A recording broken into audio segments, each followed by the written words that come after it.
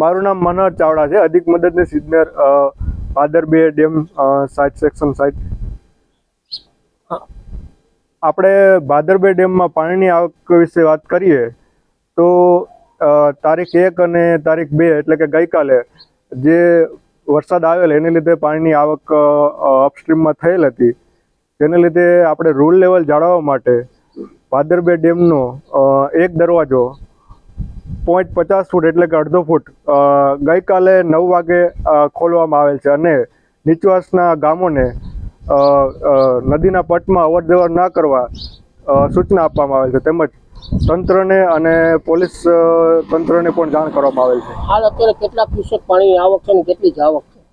પાણીની આવક વિશે વાત કરીએ તો પાણીની આવક 575 ક્યુસેક છે અને આપણે એક દરવાજો ખોલી છે એને લીધે 656 ક્યુસેક પાણીની જ આવક થાય છે। હાલ ભાદર 2 ડેમ ઓવરફ્લો થવાથી ધોરાજી અને કયા કયા વિસ્તારોને ફાયદો થયો?